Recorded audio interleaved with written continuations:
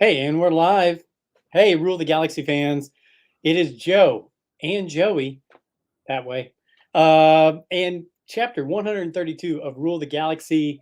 And we're going live. We're going to give it a shot. I'm still in my softball gear, just came from my daughter's softball game. And here we go. We've got some more people hopping on. We should have Nick. We should have D Doc. Brent should be here. Let me see who else. Oh, T Bob should be here. T Bob, you like that, Joey? I said it wrong. T-Bob. T Bob, T-Bob will be here. Home Depot. T Bob. Hey guys. So, anyways, chapter 132 of Rule of the Galaxy. We are live, as you can see. It's gonna be a little scattered. Alfie sent me a thing, and maybe Nick or D Doc did. Is this just gonna be a free for all? Yes, it's going to be a free for all. And what the heck? Every now and then you just have to do that. One of the questions, though, that I did send out, we're going to get answered by Dave Jones here in a minute. But before I jump into that, always follow us at Rule the Galaxy SW on Twitter. Email us rulethegalaxysw@gmail.com. And just follow us at Rule the Galaxy on Facebook and YouTube. I'm going to introduce the two guests that are here. Mr. Joey, how you doing, sir? Hey, good. Good. I made my modeling debut today. So that was fun. That was a nice little twist, a fun little thing that I got to do out at the Indianapolis Motor Speedway. So yeah, I'm feeling nice and handsome this evening.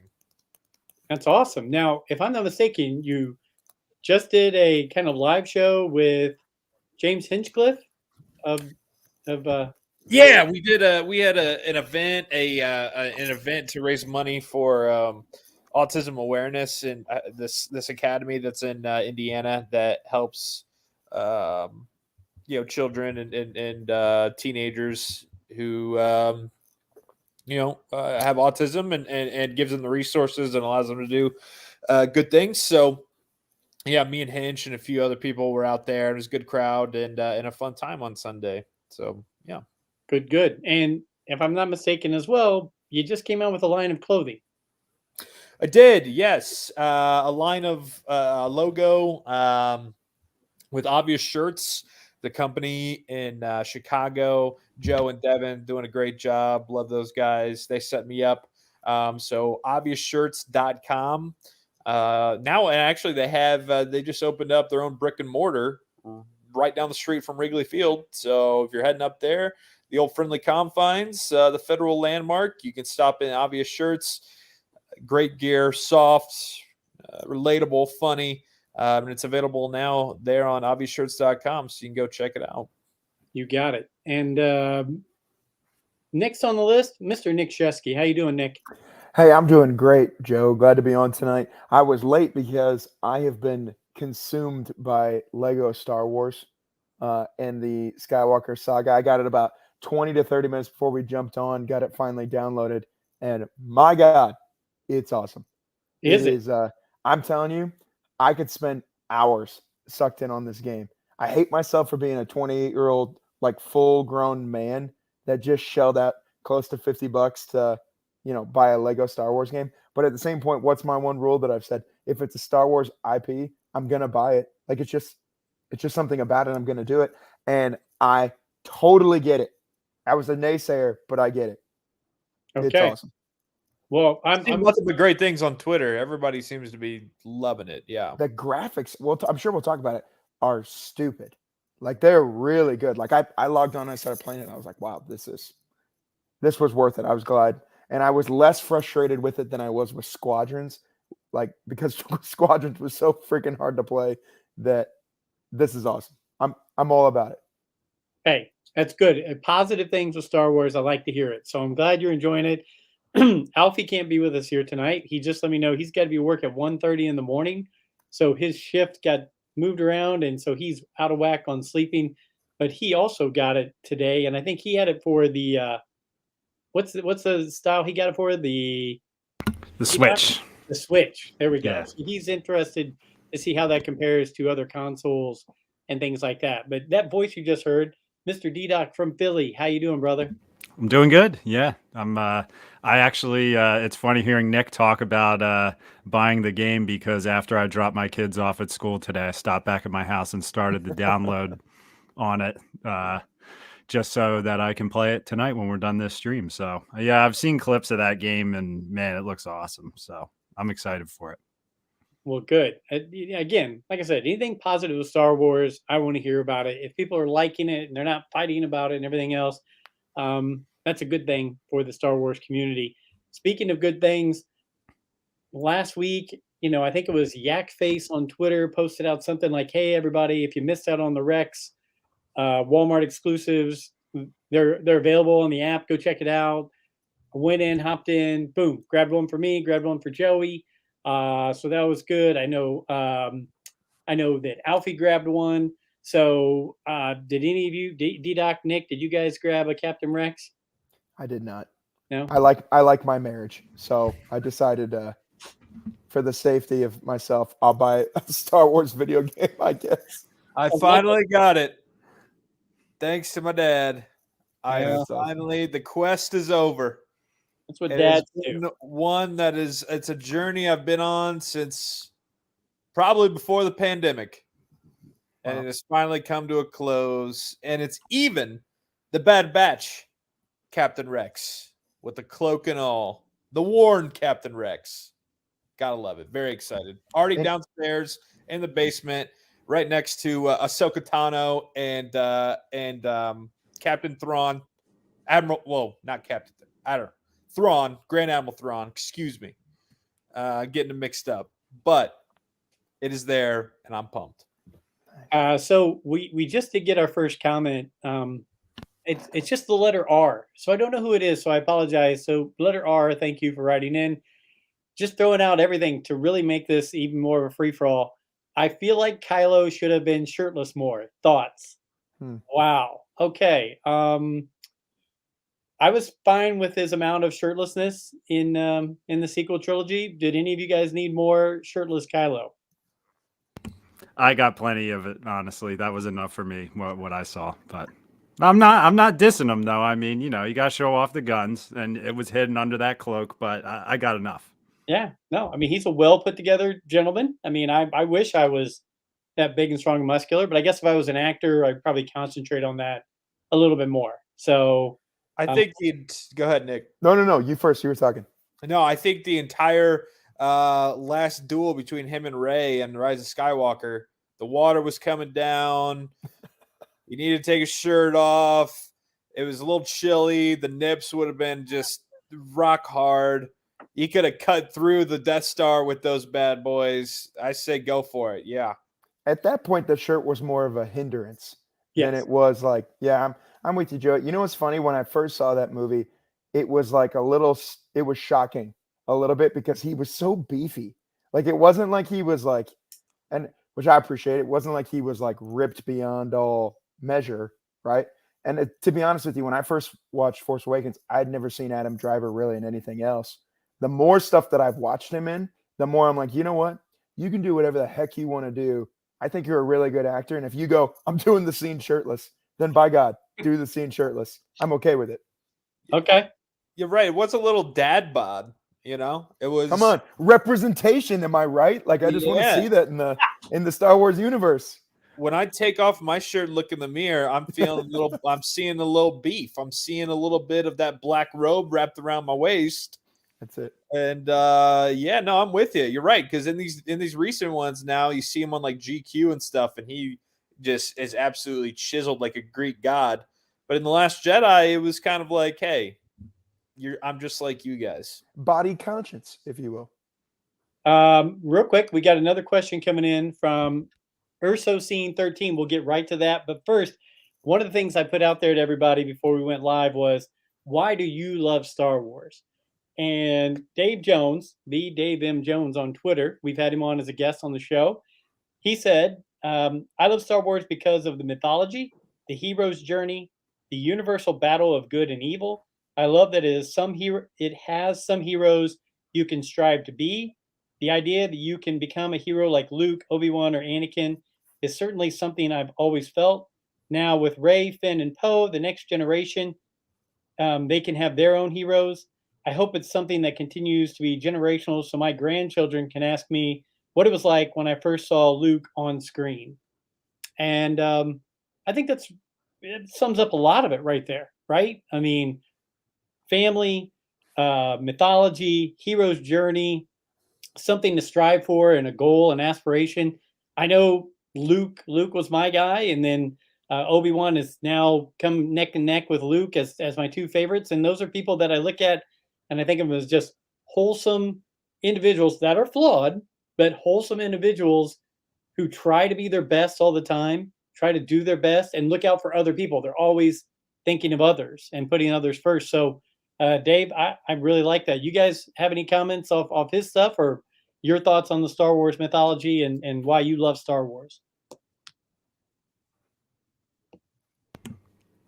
I mean, I could go into, I mean, there's a million things you could think of with Star Wars, whether it's the ships or the storylines or everything. I mean, it's just one of those things where the story plus the special effects, it just hits home, and family and friends and being willing to do anything for people. And I mean, I had told you guys, I just watched, this is the first, on Sunday was the first time I sat through a full Star Wars movie with my little guy.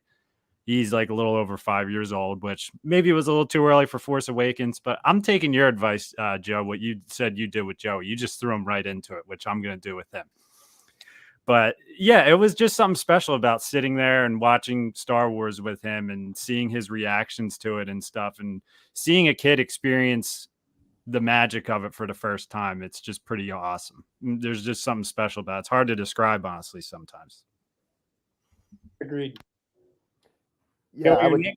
Yeah, I would say something similar in the sense of, for me, it's a couple of things. One, it's an escape, which we've talked about on here before. You know, Brent Dykman talks about it's always good to get away and talk the wars, right? It's something to go and be a part of. But for me, I think one of the things that drew me to it was, aside from being little and being introduced to it young and not knowing, you know, again, Joey and I are kids of the prequels. I wasn't watching Jar Jar Binks going, you know what? This is kind of chintzy. Like, what are we doing right? Like, I loved it because I was little and it was beautiful. But I think when I think about it, it's like unlikely heroes that are thrown in that do great things when they come together.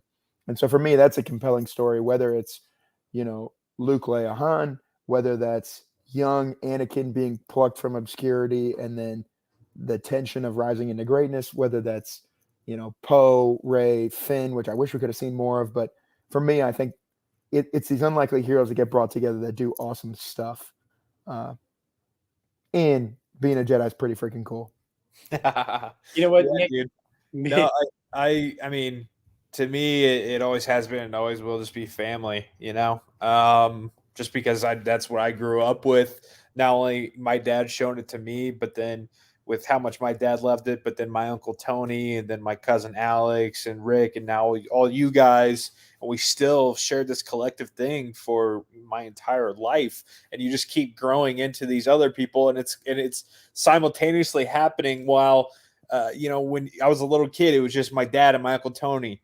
And then I had, you know, the original trilogy. And then all of a sudden, as I get older, and we have the sequel trilogy and the spinoffs, and now I'm meeting you guys, and you guys are becoming a part of this collective Star Wars family. And now I'm having my own son that I'm going to be able to continue it with. And you will look at it and you align it not only with that, but then you see, you know, Luke and Darth Vader, Anakin Skywalker, father, son, and Han Solo and Ben Solo. And while they all don't end maybe not the greatest for those relationships, at the same time, it's all interwoven. It's a family story that's being told to other families, and that's what it'll always be to me, for sure. And you know what?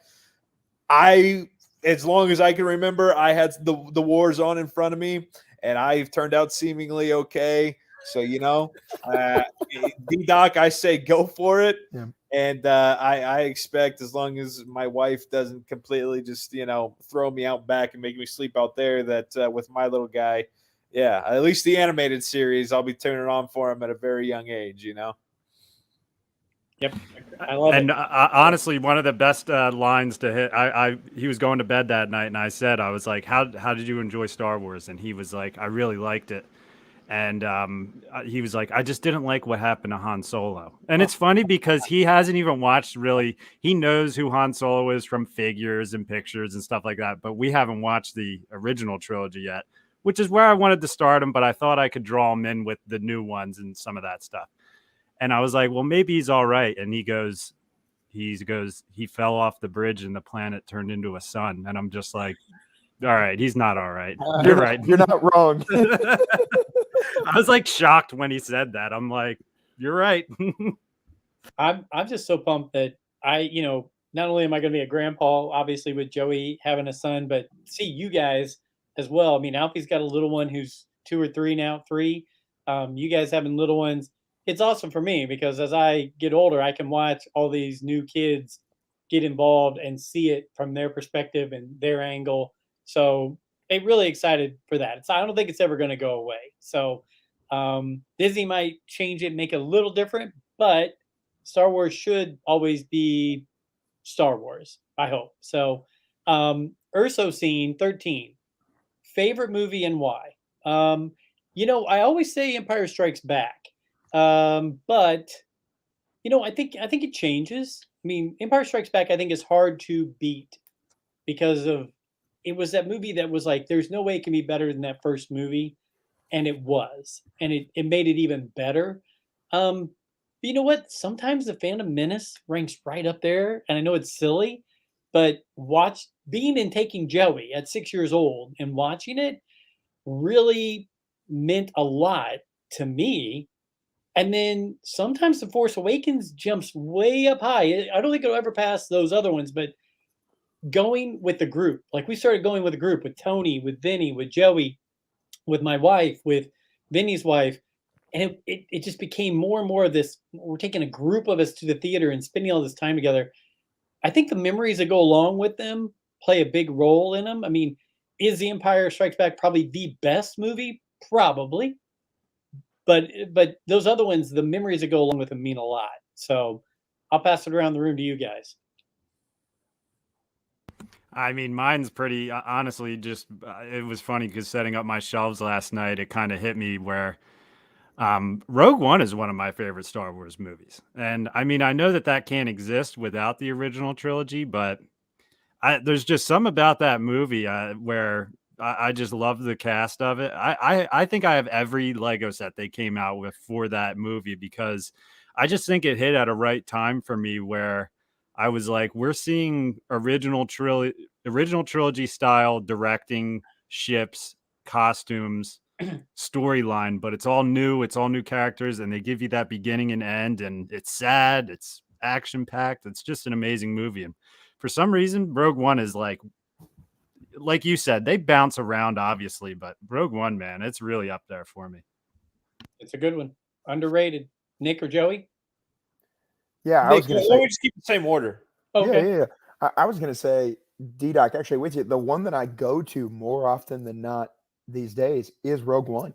Like I'll if I'm putting on Star Wars somewhere, I'm working on something, do something, I will put Rogue One on in the background, just because I thought it was so beautifully made. I'm it's been a while since Vinny's been on, so maybe I'm our resident Empire guy now and love just the big bad war machine. But for me, it's stunning, it's beautiful. I remember. It's funny that you bring up going to the theaters to see these. Going and seeing Rogue One in the theater was the first time that aside from going to Force Awakens and seeing, there were moments when I did that. And I remember being younger and going to see Attack of the Clones or Revenge of the Sith. Like those are the ones I really remember. But Rogue One, the amount of times where I was like elated in my seat of like, what is happening? Like, and just like freaking out like that, to me, there's great moments with that. There was so much fan service in that movie that didn't feel chintzy, and the Darth Vader scene, golly, is still just one of the coolest. I'm a Darth Vader guy. It was everything I wanted and more. I'm so hoping that we get a couple more scenes like that in Kenobi that's coming out, or Obi-Wan Kenobi, excuse me. I'm getting that mixed up with the John Jackson Miller book. But for me, I would say it's that. And one that gets crapped on a ton that I think shouldn't get crapped on as much was Solo. I think that's another one too. Who was it? We did one not too long ago, and I think it was Scott Rifen that said it, that's one that he's been going back to more and more. If it's not Scott Rifen, I'm sure I'll hear about it on Twitter in some capacity. But that's one too that it's just an easy, fun Star Wars watch, which is what Star Wars should be. Yeah, for sure. And it's funny that you said that because my brother-in-law and his girlfriend, they moved to South Carolina last year, and they were never really they always kind of looked at me, not funny, but they were just like, oh yeah, Joey loves Star Wars a lot. Like, okay, like we know it's a big thing, but we didn't really get it because they hadn't really watched it. Well, now they have all this time to kill because they all their friends live here, all their family lives here. So now they have fully gone into Star Wars. So I'm getting these texts from them, and they are now they bought Millennium Falcon shirts. They're in love. My soon to be probably sister-in-law, but my brother-in-law's brother-in-law's girlfriend. Sorry. She was just like, I am such a fan of Obi-Wan Kenobi. I love him, you could say, even. And so it's so funny watching new fans who are the same age as us come into it later at a completely different time. And to your point, Nick, they just watched Solo and they absolutely loved it. Right. They were like, that movie was awesome. It was so fun. Loved the train heist scene. That was unbelievable. They love that. But I feel like a lot of new age people or people come around to it late really love Revenge of the Sith. Like a lot of people I'll see on Twitter, or my brother-in-law and his girlfriend, both of them, I think, said that was their favorite movie, and they've watched original trilogy, prequels so far, now Solo. So it's just funny to see what people's responses are when they watch them at different times and they have different ways that they've come about into the fandom. So they love Solo. They love Revenge of the Sith. And I agree with you too, Dad. Like the times that you see these movies in your life and the memories that surround them really have a strong pull on what you feel about them, for sure. And the more and more I think about it, like Return of the Jedi always stuck out to me as a little kid. I loved Endor. I loved the battles that went on at Endor. I loved the beginning, the action packed on Tatooine, where we have Boba Fett at the time we thought dying, and then now we know that he survived. But the Sarlacc pit, all of that, and the happy ending, man. The ending that we get with Vader coming back and so triumphant, and they're celebrating, and it's funny how Family Guy, at the end, and when they're making fun of it, when Peter's like, "Hey, do you have a date for the we just killed millions of people party?" Yeah, it's a classic line, but it's so happy at the end where they're all celebrating, and you see Anakin back where he belongs with Obi-Wan and Yoda. More and more I think about it, and the older I get, something about Return of the Jedi as well, that I feel like that's my favorite one. So Return of the Jedi, but Force Awakens is so rewatchable to me. I posted on Instagram the other day.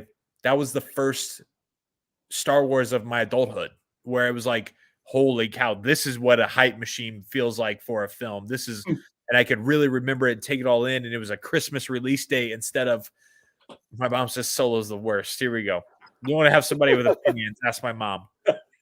Anyways, it's so rewatchable, and the Christmas release date that'll always have a special place in my heart. But yeah, I think Return of the Jedi and Force Awakens, for sure, for me. Go ahead, Nick. Can I ask, since we're talking about the same subject, not maybe nobody cares about this, but we haven't gotten any new questions yet. Which Star Wars movie have you watched the most? Like, is there one that sticks out in your mind of we were just talking about, which ones do you go back to over and over and over again? Is there one that keeps popping up that you would go I think I've seen that one more than any of the other ones? I think, well, I mean, Dad, you brought up a good point. When Phantom Menace came out on DVD, I think it was DVD even then in 99 or 2000, I feel like I probably ran through that about 500,000 times. I mean, I was 6 years old, all the cool new droids and young Jedi and Darth Maul. I mean, Dad, you probably remember better than me, but I feel like I probably, just absolutely burned through that disc. you did, and you also were Darth Maul for a Halloween, Yeah. where we actually hand painted your face red and black, and you Yep. went around the house kicking and taking the double sided lightsaber everywhere. Yeah, I mean it's hard not to. I mean, I think Phantom Menace or Return of the Jedi, really, probably in terms of just how many times I've watched it, just from my childhood alone, it's got to be one of those two.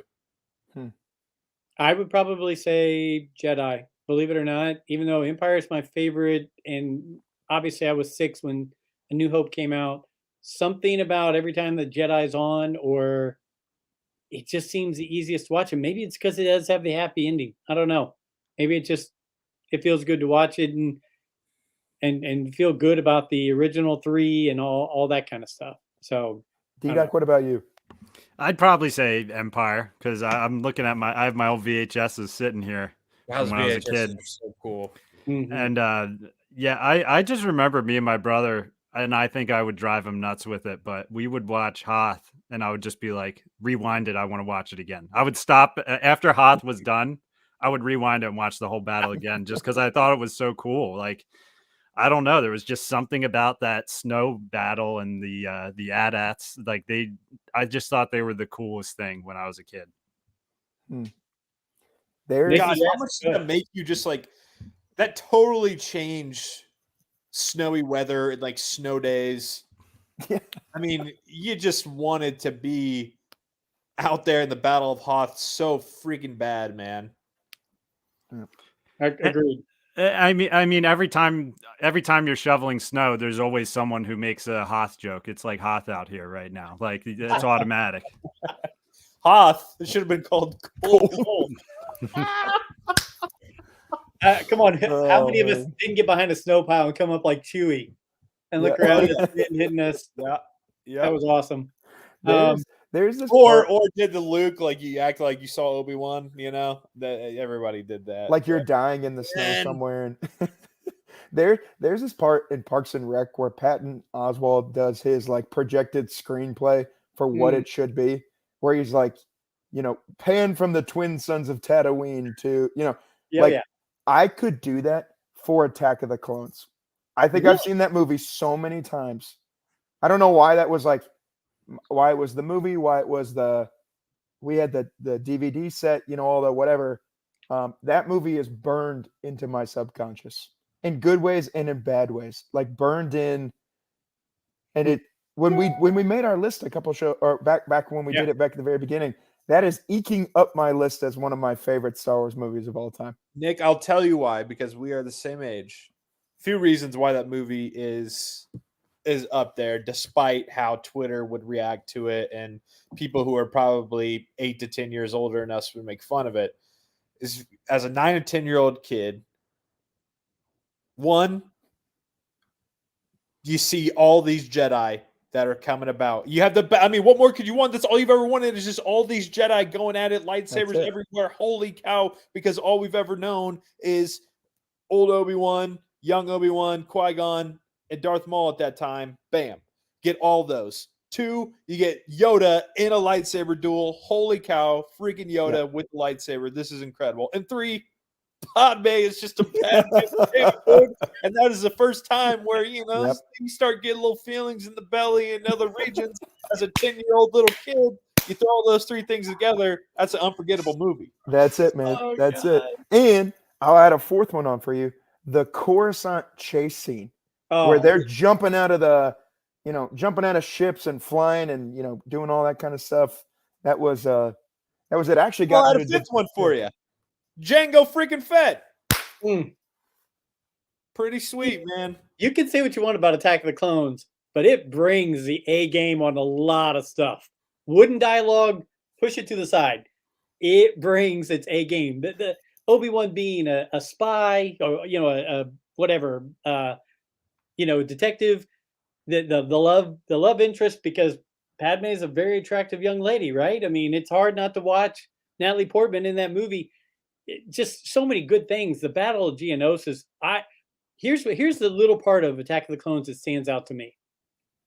After Obi-Wan jumps out the window and grabs a hold of the little spy thing, right? And he's going off. The next day, when Anakin is in that room talking to Padme, there's droids repairing the window outside of the building. George Lucas was not missing a beat. If it happened, he was doing something about it. I like that. I say it's burned in. I got to go back and go watch that. And you know what, Brent Deckman? It was the love story. Bring the wooden dialogue, man. That's what I'm here for. I like it. So we had a few more questions that came up. Obviously, Brent says at the end of Return of the Jedi, Anakin should have still been the old guy, not the Force ghost. I'm okay with it either way. It doesn't matter. I love Brent's opinions because Brent he brings his A game on opinions. Let's see. I have an opinion on that. But my thing with that is like, wouldn't Luke kind of be like, I mean, I think that's got to be my dad, but like, I've never seen that version. Who's this sultry 20-year-old looking at me? I mean, Come on. I guess it makes sense. Like, I'm going to go with my context clues here. That's probably my dad. But yeah, that's the nitty gritty there. You know, whatever. The mid of hats, is that the name that I'm seeing here? I guess the mid of hats. I remember in kindergarten we dressed up as Jedi, Darth Maul, or as Padme. Depending on who you are, yes, you could have dressed up as any of those characters. And in today's society, you could have dressed up as all those characters. I mean, you're good there. Urso Scene 13, favorite EU character. I'll start, and mine is because I don't consider Clone Wars and Rebels people being really EU. No, that's all canon. It's now one of mine has flipped back and forth. My two favorite of all time, Thrawn, who originally was EU but is now changed into the Thrawn that's in Rebels and that we'll probably see again. And the other one is Mara Jade, because Mara Jade brought the story together, made it all happen to where you had Luke find a love interest. It made him feel more complete. And I'll tell you, just those books alone, again, Joey, it goes back to, we were talking about the movies, how important things were in your life at that time. Your mom and I were engaged, married, and then having you at the time that Heir to the Empire, Last Command, or Dark Force Rising and Last Command came out. Yeah. Boom. Engaged. Some of my earliest memories. Yeah. Huh? Yeah. So those are mine for me. You guys on your favorite EU character? I would say Plagueis is mine just because that's the book so far that just really, like, I just was so lost in that book. And in my opinion, I don't even know if it's a hot take, but I'd say the next Star Wars movie should be Plagueis Palpatine, just standalone, just like Rogue One. Just do the story of that book because that book is freaking awesome. You could have a young actor play Palpatine, which would be interesting to see, you know, and it's just a great story. It felt that story made Phantom Menace feel that much better after finishing that story. I was lost in it, so I'm going Plagueis. Okay. Yep. Nick? At the risk of not being controversial, I would say Darth Bane from the book series. Easily my favorite Star Wars book series, maybe ever. At the risk of being controversial, Luke Skywalker.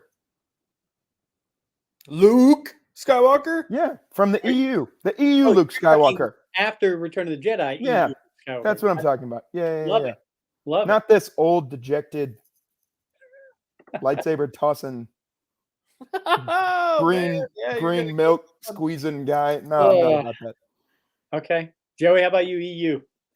You know, I can't fake it. I can't say I'm familiar enough with all of that EU. I guess I would probably just on the surface level say Mara Jade, just because I feel like she'd be really cool and I'd be interested to see that story, however it'd play out. So her, but yeah, D-Dog, that sounds, I got to get in on that book, man. That Plagueis Palpatine, that sounds awesome. It really, honestly, that to me so far, I think I've only done 4 books so far, or 4 or 5 Star Wars books, just because these guys have gotten me into it. But yeah, it goes by fast because you get lost in that storyline. In my opinion, the narration is really good, and it's just a very interesting story. It's dark. kind of makes you root for Palpatine, in my opinion. Nice. Yeah. Yeah, it is pretty cool. Urso Scene 13, thank you again. Shouting out Team Revan. I will throw this in there. A couple things. One, we're talking about books and EU. Our good friend of the show, John Jackson Miller, obviously today is the day, the re-release of the Kenobi book. So go out and get your Kenobi book, whether it's audio, whether it's paperback, hardback, whatever they're releasing today. Go check that out. It's a great book. Love it. The audio book is great. Jonathan Davis, another friend of the show, does the audio book version. Just listen to that. And with Team Revan being mentioned by Urso Scene 13, I just finished Revan, the novel.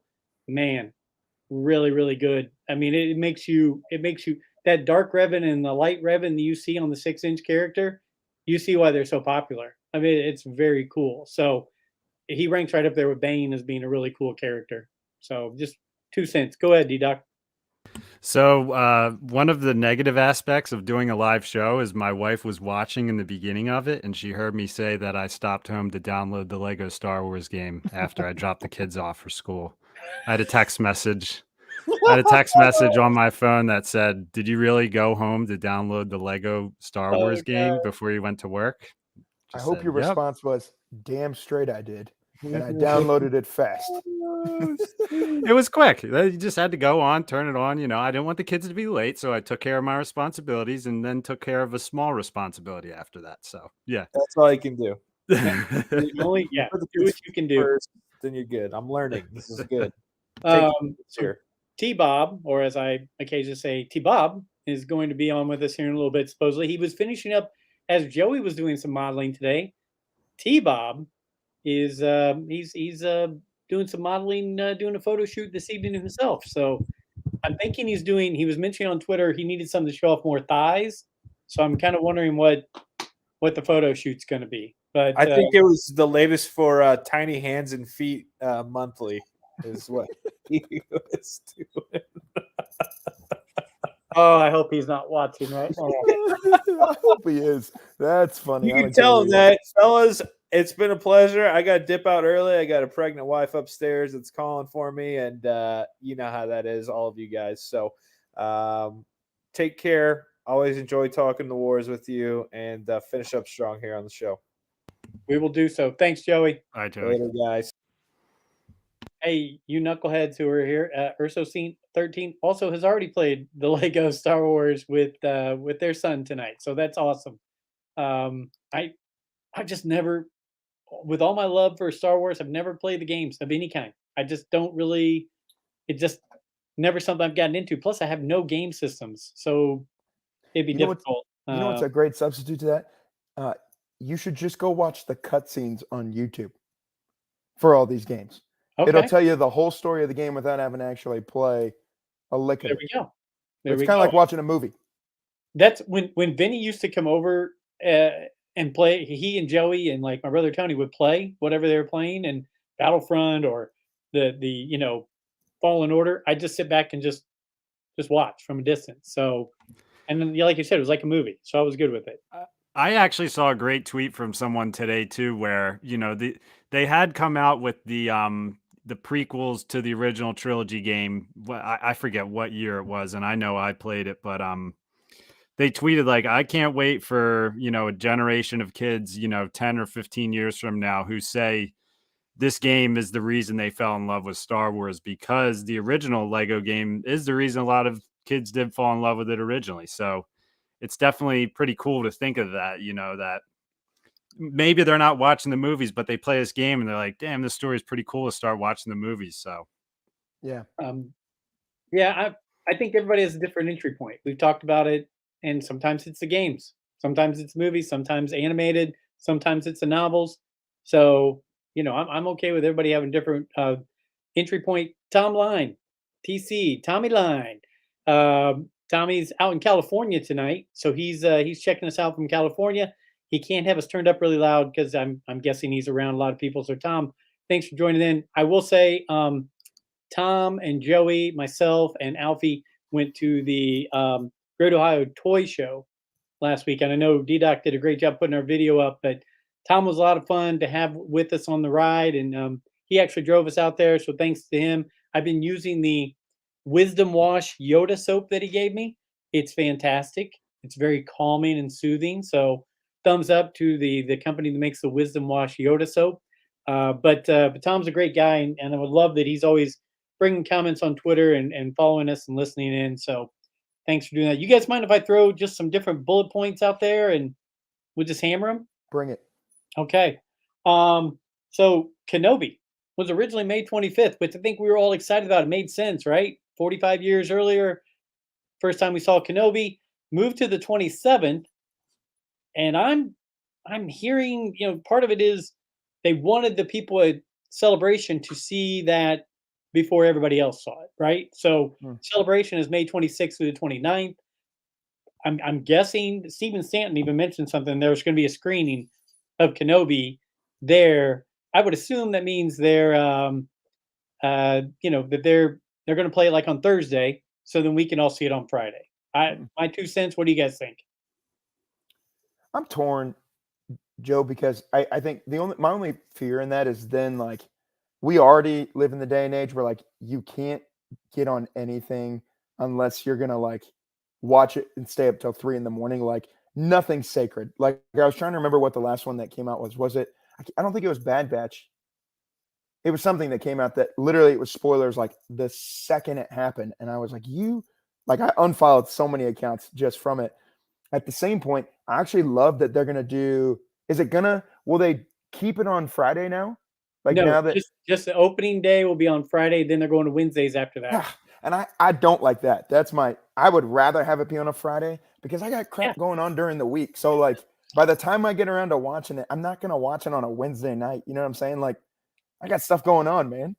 Put it on the weekend. You have my undivided attention. I'll be the first person to watch it when I wake up. Yeah, I agree. They should just set off your weekend with that episode, man. And I mean, there's got to be some kind of marketing strategy in it where I guess, people are talking about it during the week into the weekend. But they're giving us 2 episodes with the first release. So that's like, I mean, what better way to break it to fans that you're delaying the opening episode than having Ewan McGregor say, "Hey guys, sorry, we're delaying the episode." And then everyone's just like, "It's okay, Ewan, you're Kenobi," Yeah, right. They should have him read more disappointing news from Disney. Yeah, people would be all about it. And, how many episodes total? I believe 6. Golly. Seriously? So they're going to give us 2 right off the bat and there's only 6 total? Yep. I'm not nuts about this, guys. I'm hesitant. I'm very hesitant. I love it that they're going to give it to me, but at the same point, it's just going to it's going to burn out.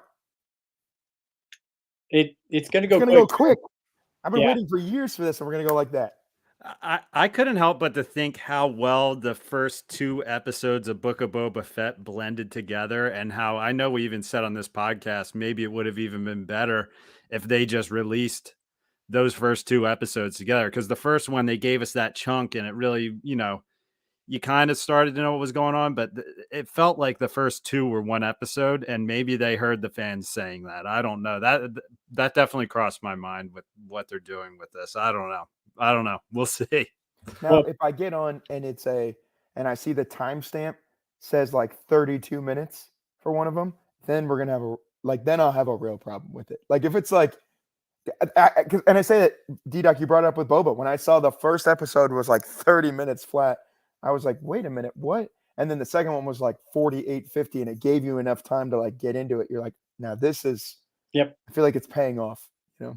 Definitely want to see the longer shows.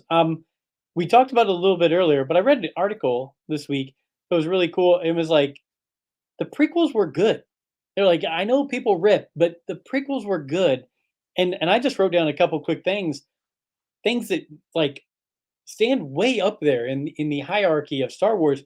Qui-Gon Jinn, Darth Maul, seeing a Jedi Council, seeing Yoda duel, pod racing, let me see, universe building, just all the things that they built that they couldn't do in the first trilogy. Padme, right? See more of the dark side. Obi-Wan Kenobi, Ewan McGregor, the fall of Anakin.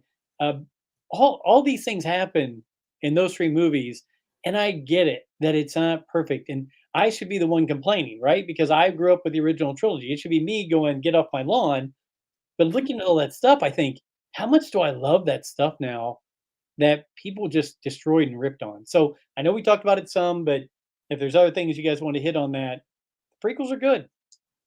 Man, you're preaching to the choir, Joe. I'm all in for the prequels all day. I love that Joey went about Revenge of the Sith. That's in my top 5 favorite Star Wars movie, in my top 2 favorite Star Wars movies of all time because of what you said, the story building and how it pays stuff off. So I love it. Yeah, and I'm honestly even questioning, I wonder how differently I'm going to look at the sequels if my little guy catches on to them differently than the other ones. I mean, just because there is something cool about just seeing their excitement for it, and it makes you get more excited for it. It makes you enjoy the characters even more when you see someone else enjoying it. So, yeah, but I mean, the prequels are damn good movies. That's like one thing is like us talking about our top Star Wars movie. Star Wars is such a weird thing because it changes as you get older. You watch it and you just see different stuff where you're just like, something feels different to you, whether it's whatever's going on in your life that you might notice different things. That's why it's always changing. And that's why I think the prequels are great. I mean, as I've gotten older, Qui-Gon has become one of my favorite characters. I got a cat in the scene here. I was wondering what that was. Yeah. Are But yeah. you growing a full beard now, or there she goes. There he goes. Whatever. Agreed. Qui-Gon ranks right up there as some of the coolest stuff ever. So, somebody threw this out there. I think Daniel Logan might have even mentioned. I think I'll throw this out there. I think it might have been on Rebel Force Radio. I heard it, or maybe it was maybe he was just doing some Q&A somewhere. Will we see a junior age Boba in the Bad Batch with a Daniel Logan voice? I mean, he was just in the Clone Wars. We've seen Cad Bane in Bad Batch, right? Mm-hmm. Boba and him had some run-ins at that time frame, all that kind of stuff. Will we see a Boba Fett, a junior Boba Fett in the Bad Batch? And is it okay that he is or isn't?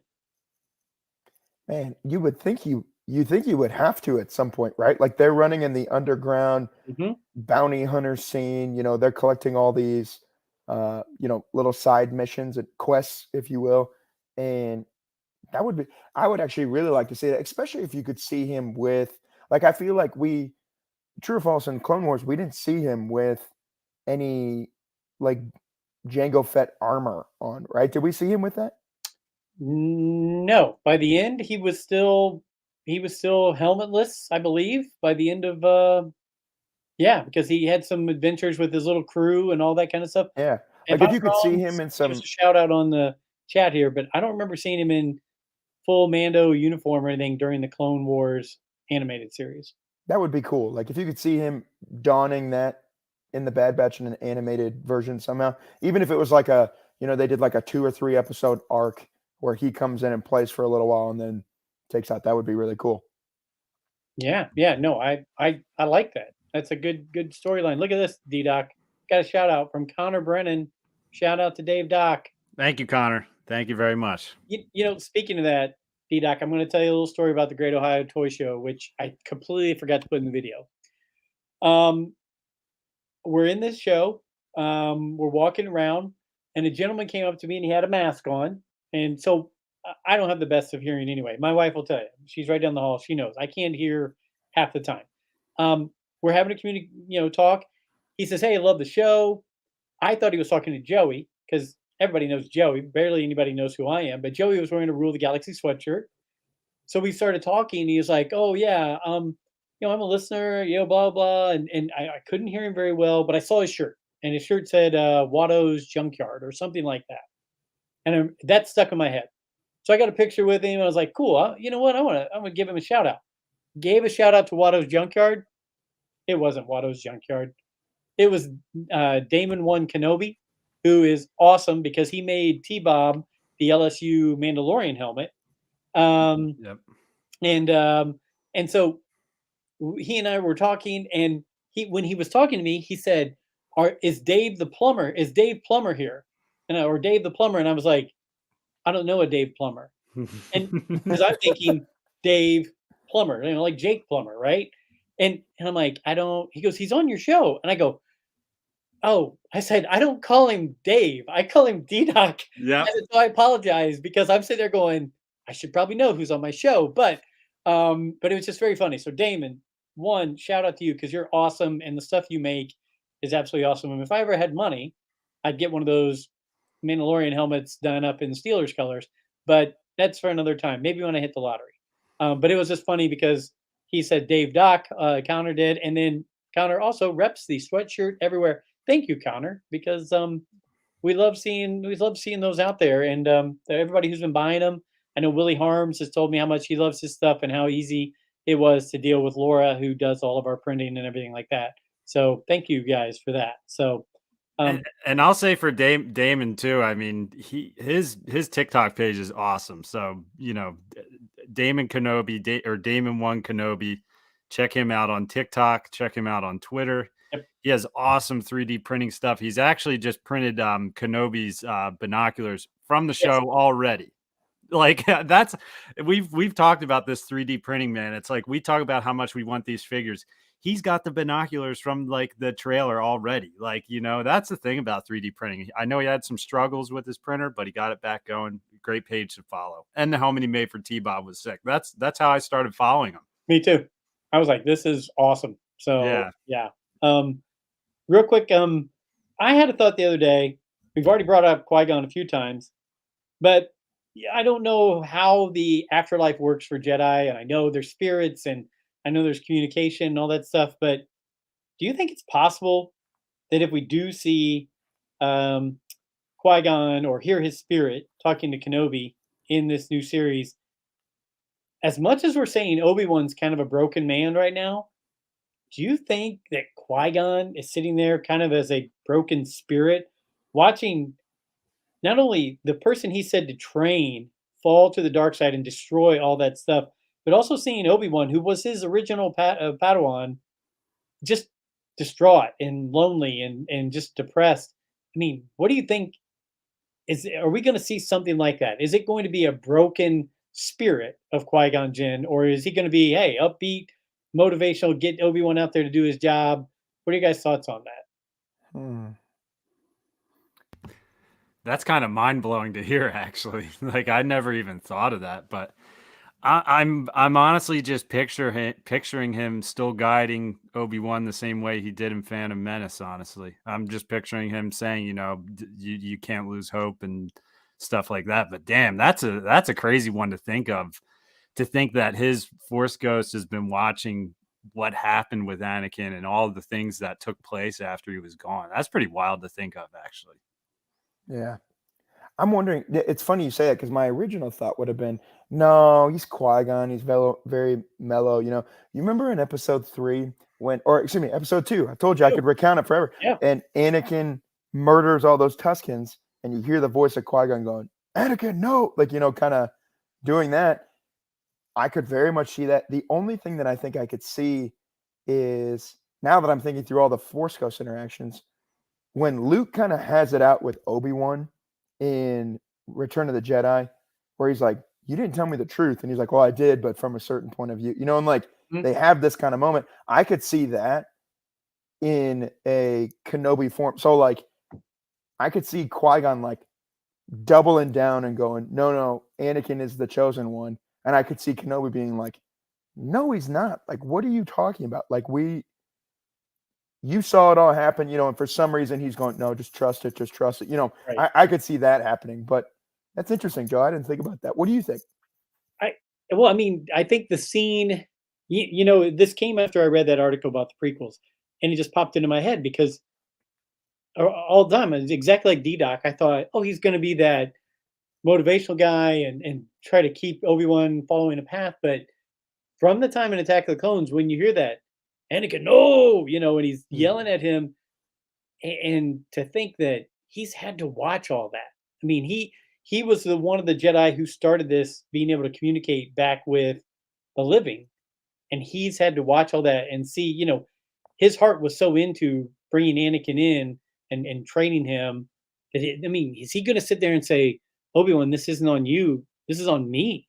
Is he going to say, I'm the one that pushed you to be his mentor. It's his master. So I mean, yeah, I don't Yeah. know. And it's funny you bring that up. DDoc on one of our last episodes, you sent over that link uh, to the Clone Wars arc that didn't get made, where they're on Utapau, Hmm. and Obi-Wan, or he says to Obi-Wan, like, "How would you feel if that happened to me?"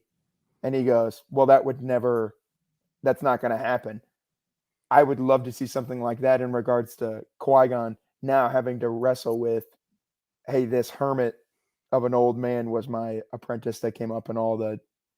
I'll be curious to see how much of that we get. Again, I'm worried a little bit with the Disney arc of this that Six, it's not going to be what we want it to be. Like yeah, call me a pessimist. I don't think we're going to get the PTSD look that you want it to be. It's going to be, here's a new adventure on Tatooine, and here's, hey, you like Inquisitors? Here you go. And like we're going to get more of that as opposed to the emotional drudging that I want. when I had the Steve Glosson, Adam Bray, Scott Rifen show, that's Steve Glosson said, I'm excited for it, but I feel like this is going to be the Inquisitor show that has Obi-Wan Kenobi in it. Yeah, I think you're right. The more we're talking about this, the more I'm realizing like this series, and I know Brent is like our Force ghost when we start having high aspirations, As I'm like thinking of all these thoughts, the Force ghost of Brent pops up behind me and he goes, "Stop," but I now that we're thinking about it, I do have the most visions of what I want this show to be. And I hope that it's not, I don't know. They got to give us something with Qui-Gon and that, man. They have to. They got to realize how important that is to fans. And I mean, I don't know. I hope they do. I'm still probably going to be happy with whatever the hell they give us. But Oh, for sure. For Yeah. sure. But in my head canon somewhere, I'm recounting John Jackson Miller's Kenobi, where like you remember when he was on last week and he was literally like one of my favorite parts from that podcast was him saying like, yeah, the first draft didn't have as many flashback like visions. And so they were like, no, put more of those in. Those are awesome. Right. Like that to me is like, if they're saying that's awesome, could we just fill the show with that? I don't know. Agreed. The Bat Boy, the Bat Dash Boy. Thank you for sending this across. Cautiously optimistic about the Obi-Wan show. I think we're all in the same boat. We're all super pumped and optimistic about it. Now we're all just sitting back going, it's getting closer, boys. Is this gonna work? Is this gonna fit in 6 episodes? Yeah. I don't know. I mean, we are. I mean, that's the one I've been waiting for since they made the announcements. So we're down to what, month and a half away from this? So yeah. shout out to the Bat Boy as well, because I'm pretty sure that's Omar, one of my followers on Twitter, and I follow him. He's a great guy. So shout out to Omar if that's you. Omar, that's you. Thank you. We appreciate it. D-Dog, when's your wife due? May 11th. We're both gonna have new kids before Kenobi comes out. Oh, Oh my God. Isn't that scary? And we're going to have to watch it on a Wednesday night after the premiere, oh. The baby's not going to sleep on a Wednesday night. They'll probably sleep on a Friday, but definitely not a Wednesday. Yep. So go ahead. Yeah. As we're approaching this convention, I just have it in my head that I'm just like I'm every baby has been on the due date, and I'm just getting nervous now. Even though the convention is 2 weeks before the due date, man, I'm just like I don't know. The nerves are setting in. I think Nick, when Nick last week, when Nick was just like, how are you going to that convention? I'm like, oh, she said it'll be fine. She bought the tickets, whatever. And now it's like on the drive home, I'm just sitting there thinking like, what if we're in the middle of like, Anthony Daniels talking and I find out that she's in labor or something. I don't He's know. walking towards the booth and you get the call. This is another interesting one here from the Bat Boy. Does anyone remember the Rogue Squadron movie they announced with Patty Jenkins directing? Now that's a bold move. Yeah, I mean, everything kind of feels like it's still out there. They've been promoting that it's still out there. She spoke with Michael Stackpole, who wrote the Rogue Squadron books. I don't know, guys. If Alfie was here, he'd be able to tell me everything. He'd be telling me when it's starting, when it's stopping, who's in it, all this stuff. I don't know. I mean, we have no dates, right? No? Again, I'm putting things in perspective now of like, when will this? So like Star Wars Eclipse was a great example of this, where they were like, "Hey, great news! It's going to come out in 2028 or whatever." When they say it was going to come out, 2028, is that right? 27, then they bumped it back to 2020. That's right. And I'm sitting here going, "Wait a minute, my 2-year-old is going to be almost 7.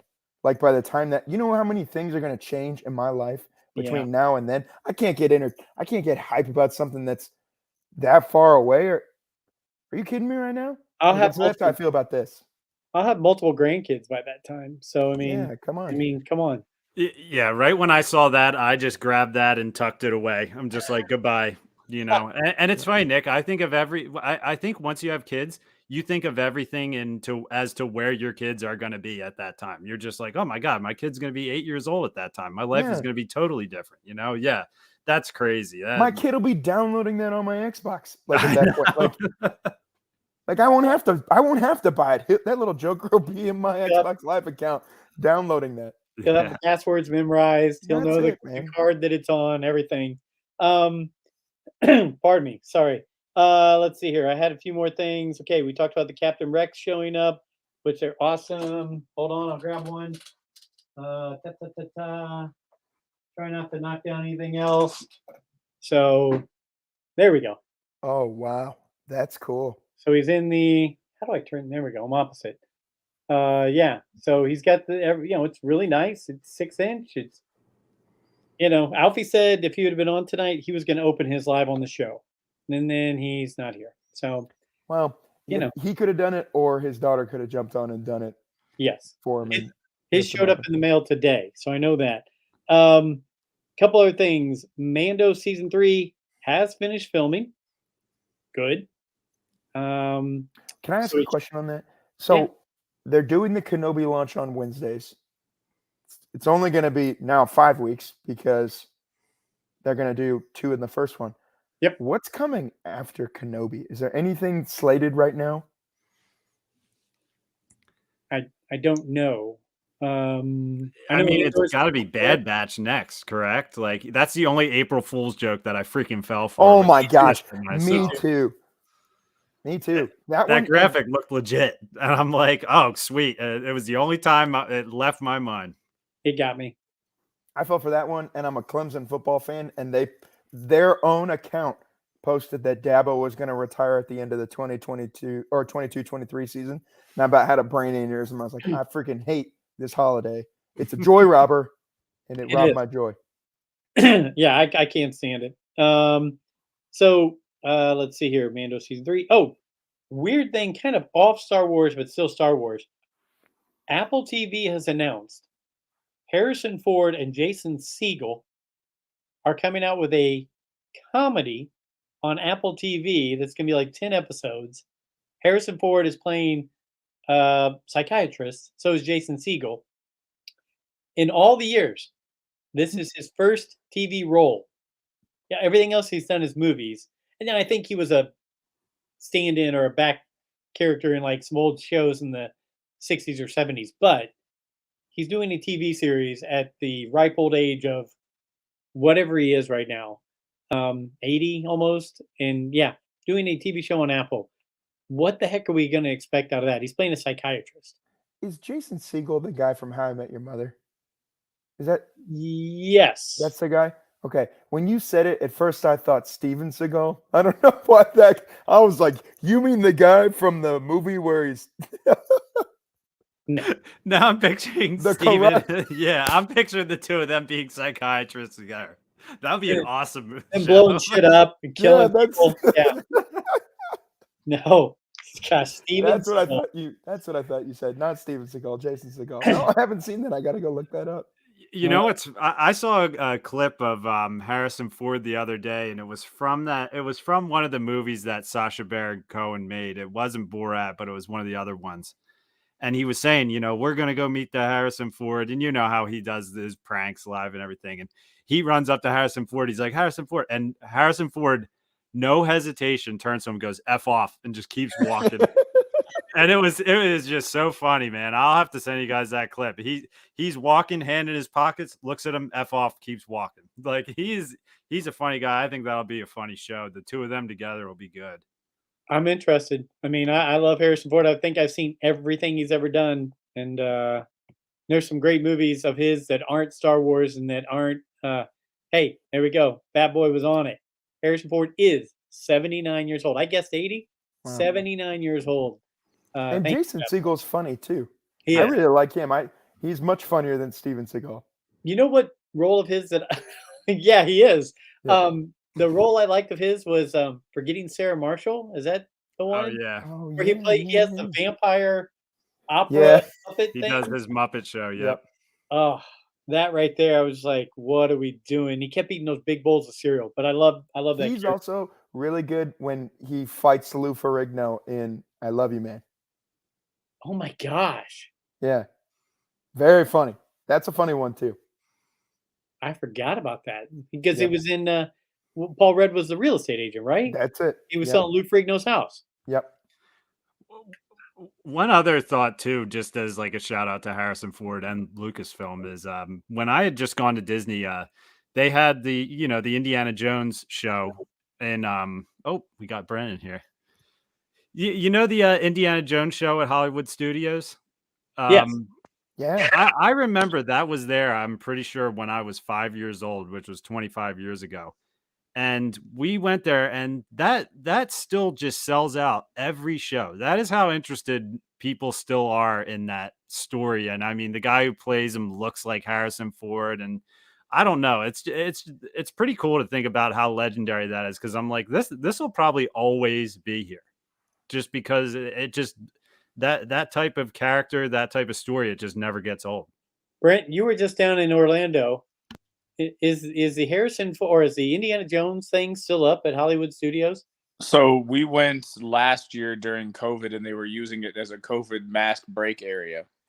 So they were. Oh, poor Indiana Jones. It was back. It was running when I was there. It was full. It was sold. When you were just there? Yeah, Okay. we saw it there. Yeah, I mean, and like the kids, my son was freaked out when the ball came out and everything, and it's like, that's what I'm saying. Like I was watching it, just like, how the hell does this thing just fill up all the time? You know what though, Brent? Let's think about it, and D-Doc, let's think about it. When you went, Brent, and COVID, they couldn't put all those people sitting right next to Right. each other, so they had to use it as that. So now that the COVID stuff's kind of broken, D-Doc, you're probably right. It might be there forever. But it's also, I mean, let's be honest. I don't know if it's Indiana Jones, but it's the stunts. It's the you feel the heat of the explosions. Yes. So it's not just the content. I mean, yes, it is Indiana Jones, but I think it's just the stunt spectacular that it like just everybody wants to see that live. Agreed. Hey, Chewy's Cantina, Lucas Butler, thanks for hopping in. What's up, fellas? We're doing great. Glad to have you come on and check us out for a little bit. We figured we'd do one live here and see what it was like, and we'll get it posted out on YouTube soon. And we'll also, after Joey figures out a way and gets the recording, we'll make it out as a podcast. But until then, Lucas, Chewy's Cantina, thanks. If you guys, if nobody's checking out Chewy's Cantina on Facebook, you need to go become a member. It doesn't cost you anything to be a member. You just join the group. They do some great sales weekly, and then have sales going on all the time with people with great toys, Marvel, DC, Star Wars, all those kind of things. So thank you, Chewy's Cantina, for showing up. I cut somebody off there real quick. I don't know if it was D-Doc, Nick, or Brent. Go ahead, Nick. Oh, we were giving shout outs. I was going to give one more shout out.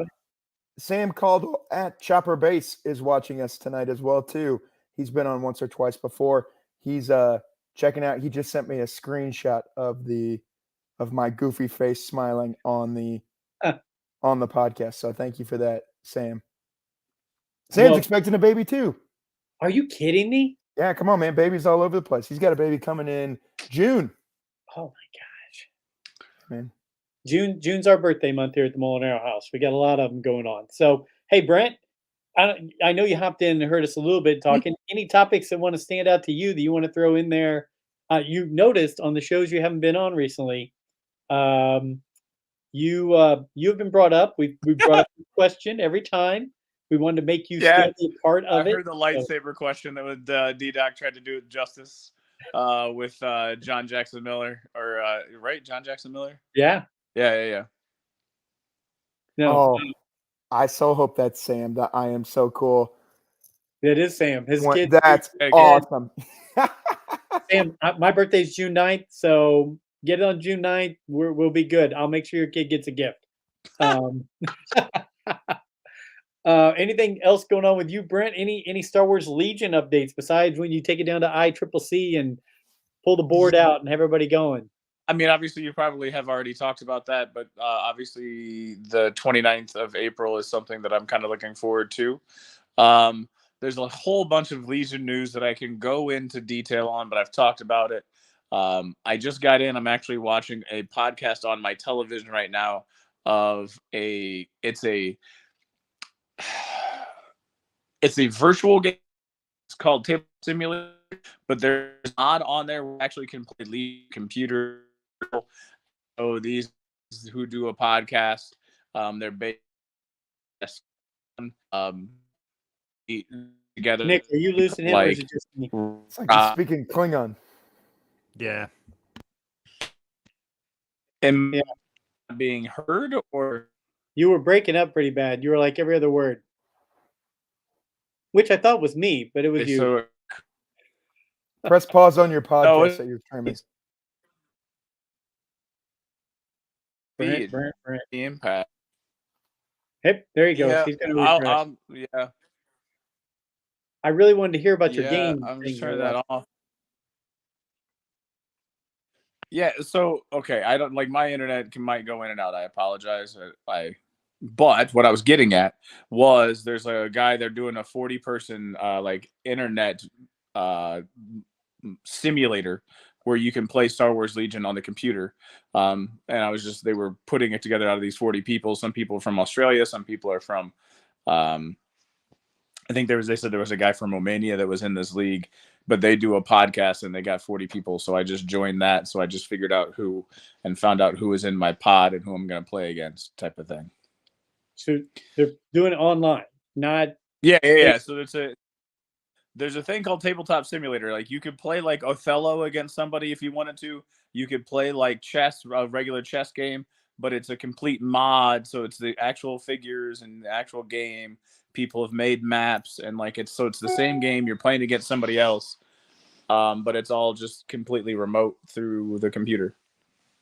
Okay. All right. Yeah, it's bad. The obsession of that is bad. It's not necessarily as bad as the amount of stuff that is behind DDoC. I haven't seen him in about a week or two, and that thing, my friend, is impressive. Yeah, I put this shelf up last night, which I don't know. You really can't see it that well, the stuff that's on it and stuff, but it's fine because it's there and you can see it.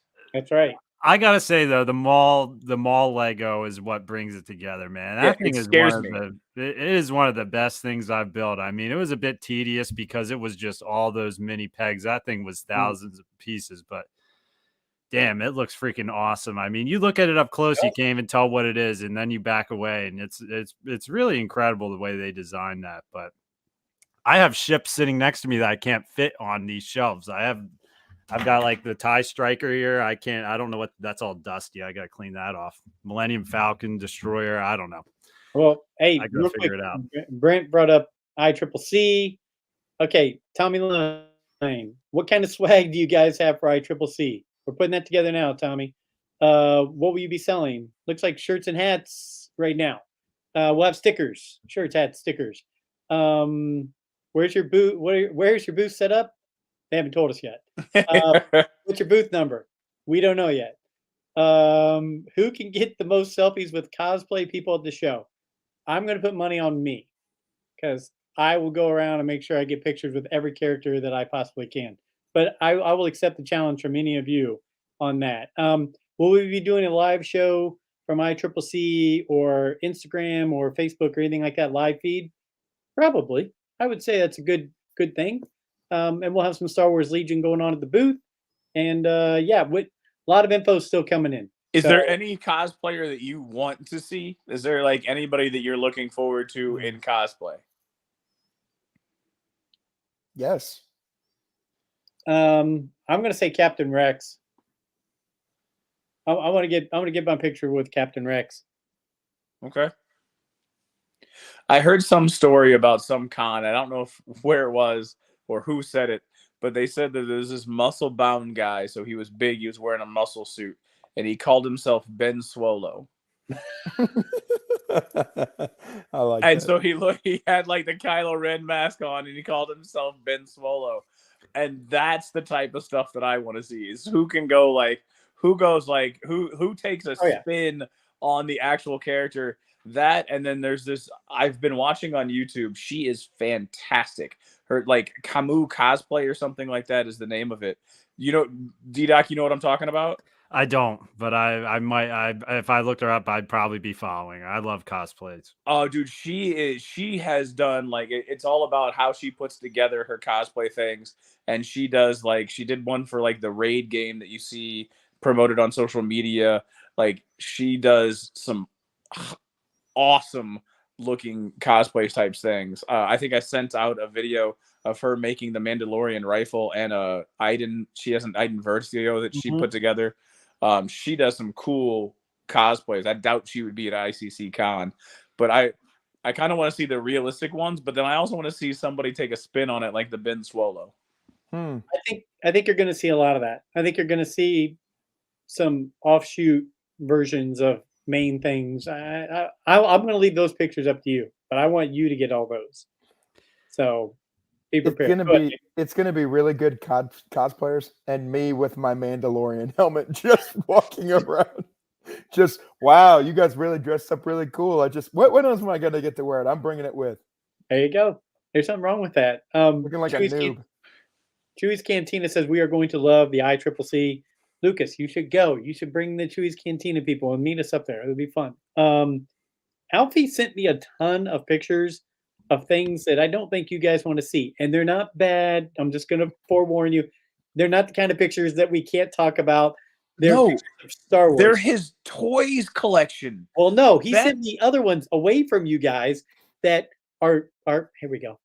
Little pictures and screenshots of all kinds of things that I was not prepared to see. So do we want to talk about them? Yes or no? I know what the one that you're holding is, and it was debunked. Okay. The one that you're showing was debunked today on Twitter. Thank goodness. Is this spoilers? It's I mean, from what people say, it's a fan film. What those pictures are from is yes. You're talking about the Ahsoka one? Okay. Yes, I've read some things. I know that the one Captain Rex cosplay on Twitter, he had said, this is a fan film. You can tell by the cameras, you can tell by the directors, you can just tell it's not a legit set, which I when I saw that picture, I was like, oh my God, because they did a damn good job with whatever costumes they had. They did.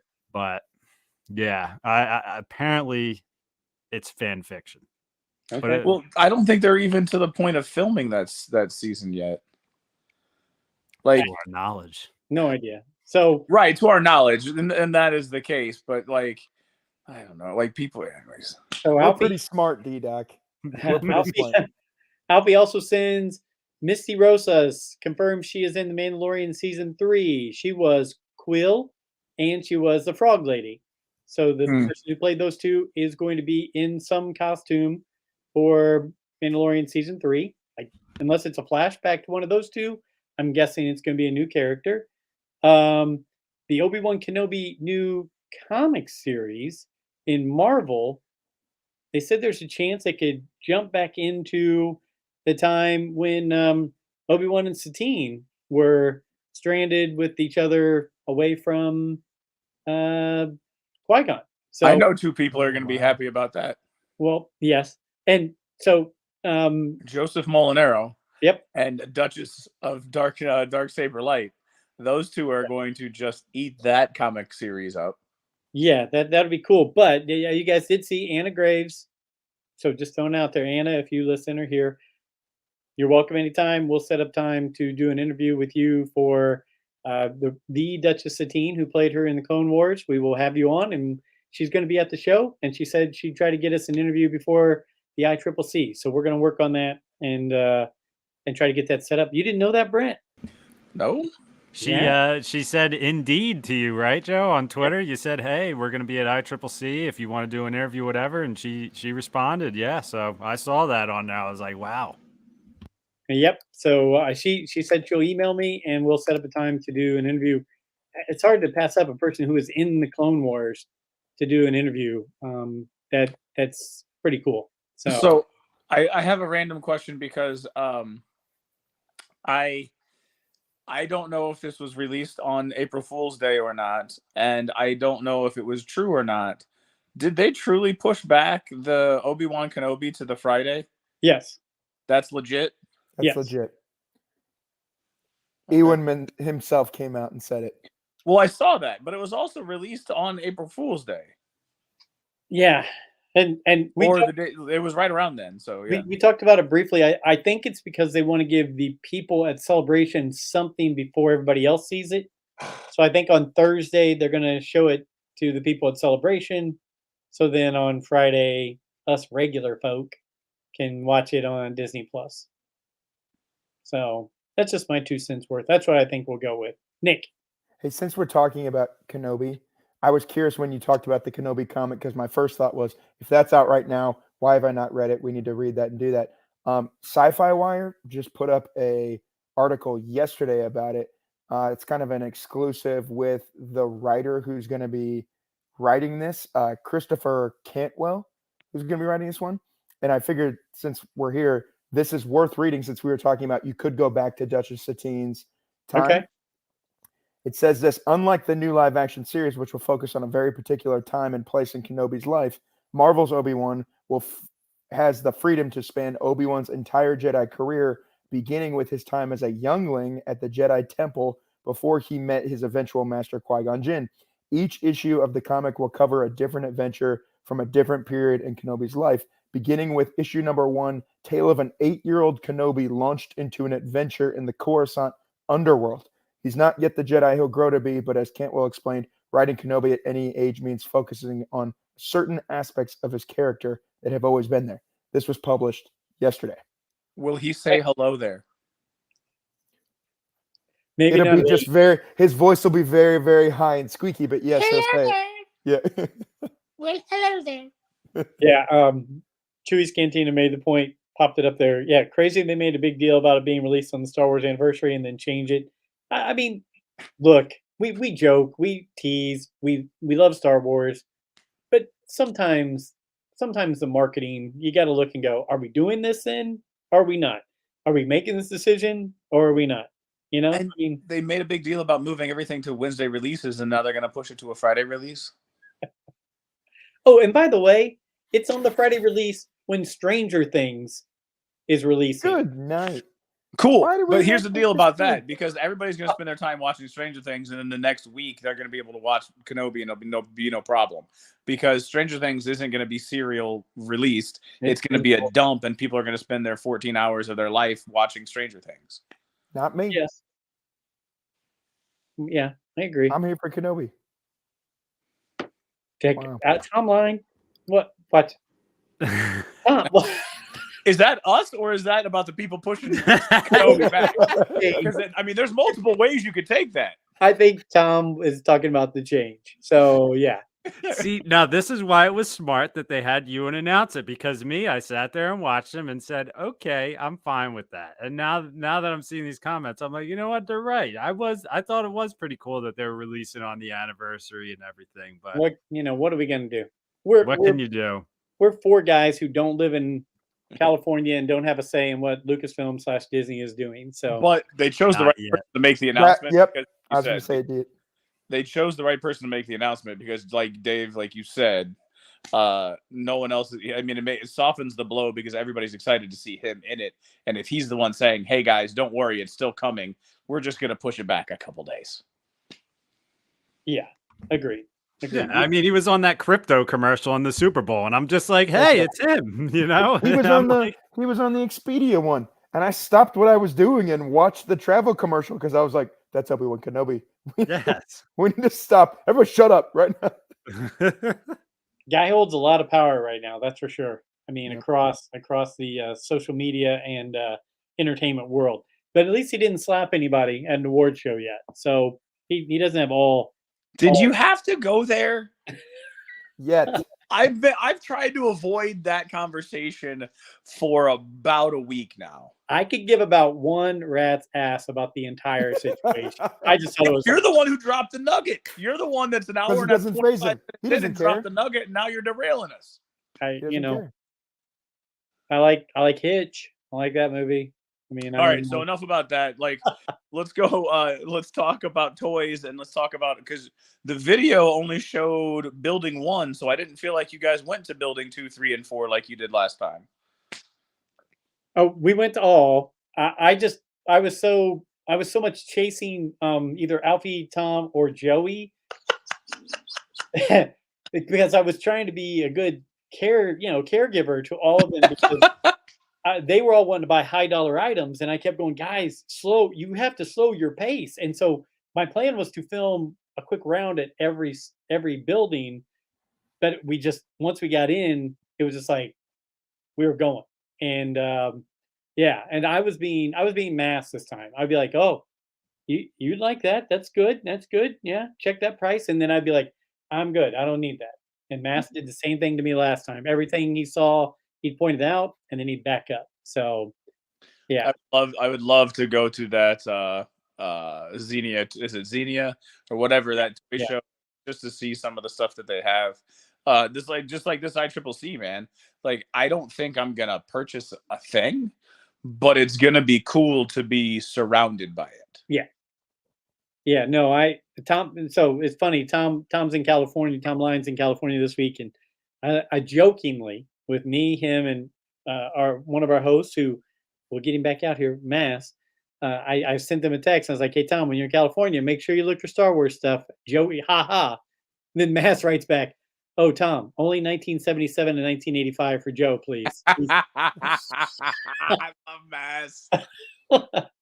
He's such a prick sometimes.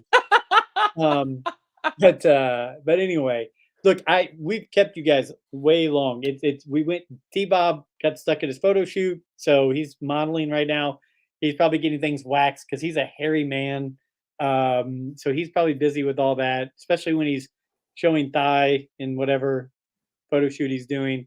So he couldn't make it. Joey, his wife, as you guys all know, all you pregnant families out there, she's not feeling well. So he's like, "Hey, I got to go take care of that." So they were both supposed to be on longer and everything like that. And Alfie has to be at work at 1:30 in the morning. So he was like, "Hey, schedule switch. I gotta miss and do that."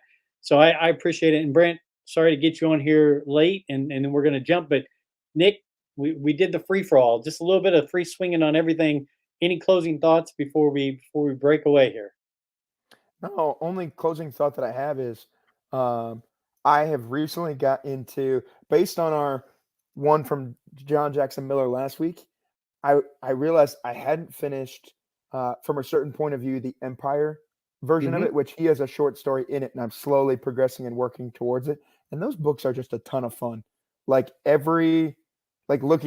reliving some of your favorite Star Wars, looking at it different. And so that's what's keeping me entertained with Star Wars to these days, even though it's not a new release. It's entertaining and easier to track than some of the High Republic stuff that I've been going through. And Star Wars Lego to go along with it. And Star Wars Lego, which I'm about 4%. It'll show you how far into the game you are. I'm about 4% in, and I barely scratched the surface. Good. Well, we'll talk about more. I want to hear more about Star Wars Lego and more things you're reading, listening to next week. We're going to have Michael Havens of the ICCC on as our guest next week. Maybe then we'll get more details on where we are, booth, all that kind of stuff. So, Nick, good updates. D-Doc, how about updates with you or closing thoughts? Yeah, I mean, don't have many updates, but closing thoughts. I mean, I just enjoy these free-for-all episodes just because it's like, I mean, you could just, when you have a free-for-all episode of Star Wars, it could go anywhere. You're going to laugh. You're going to talk about everything top to bottom, and it's just fun to talk Star Wars. That's why we're here. Talk the wars, as Brent would say. So, yeah, I just enjoyed the show.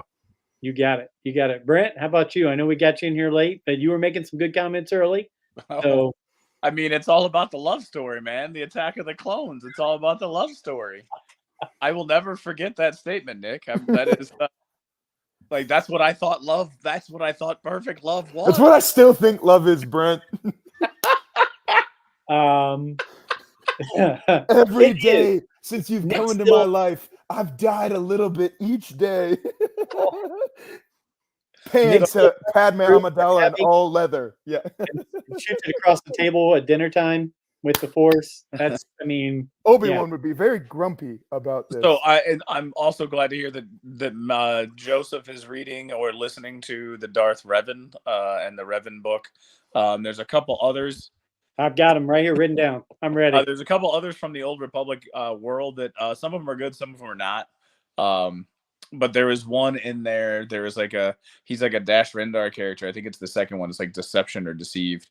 Yep. But the character in there that's kind of like a Han Solo / Dash Rendar type character that's in there. And I think those are Mark Thompson read books, all four, because I read all four of the ones that are in the main series of the Knights of the Old Republic. I listened to them. But yeah, so the Legion, they're coming out with some Black Sun, which is they can play with the Empire. You can hire them as a mercenary for the Empire, and they're going to be the Pikes. They're coming out with them. All that's in June. So that's the other stuff coming out with the Legion that I was talking about. That's being released, slowly trickling out. Let's see other Star Warsy things going on. Nah. Okay. It's good. It doesn't have to be, it doesn't have to be mind blowing or world changing. We're good. We can just talk about it. Like I said, we went live on this one. It'll be on YouTube as soon as we click done with this episode, so you can go watch it on YouTube. Joey will put the recording together tomorrow, make it into a podcast. So we'll have that out as a podcast episode very soon. Like you said, Brent, now that I've read the Banes, I finished up Revan. It's Deceived, Fatal Alliance, and Annihilation that are the other ones. Okay, so Annihilation is just weird, just a weird concept. Fatal Yeah. Alliance was pretty cool because they had a Mandalorian in there that's not your traditional Mandalorian. Just want to throw Okay. that. And then Deceived has one of my favorite characters, Darth Malgus. So cool. Not Darth, like I believe it's Malgus, and the voice of Darth Malgus is kind of like Bane from this Batman Dark Oh, Knight. okay. He's got like he's one of my favorite Mark Thompson voices was Darth Malgus. Good. So I'll look forward to reading it. I like that one, Deceived. The other two were, and I think Fatal Alliance is the one I think has the Dash Rendar / I don't know his name, but it's that type of a character. He'll jump out at you like, oh, okay, that's because I think he uses the Han Solo voice for him. Gotcha. Well, I'll give a couple quick touch points again. One, John Jackson Miller's book, Kenobi, re-released today. If you don't have it, go get it. It's worth it. We all love it. Audio or the written word, the hardcover, the paperback, whatever you can get it on, you should go get it. Two, thanks for you guys getting me into these darker series. So Bane and Revan and all that stuff. I'm loving all this stuff now. And to go along with that, if you don't have the Libby app on your phone, Libby, Libby app, you need to run and get that because it's your entire library in either regular books or audiobooks free to your phone. Now, I know that's for the Indianapolis version. Is that nationwide? Because I do know that we have other listeners. I'm pretty sure you can pull up other cities, other states, and do that as well. Double check that. But Libby is awesome. Not Libby for your area. Find out what your online publication is, and you can check out digital copies of books. Correct. In your area and try to find these books. I will also give a shout out to your significant others, Nick and D-Doc. One, let you guys do this and getting ready to have babies. Joey's significant other, Riley, having a baby on the way, letting your husband go and do these kind of things. It's awesome. Brent Dykeman, you and I don't have to worry about new fresh babies showing up. Right. Grandkids not the same as kids, so I got a little cushion room there. But to all the significant others for the Rule the Galaxy group, I know D-Doc just kind of tripped in front of his wife a little bit.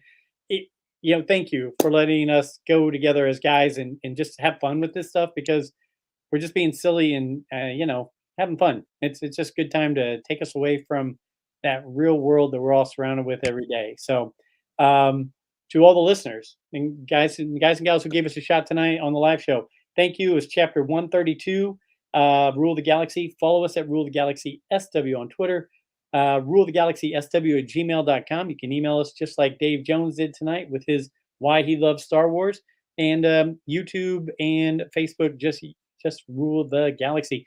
We'll be back next week with Michael Havens from the ICCC. And until next week, may the Force be with you.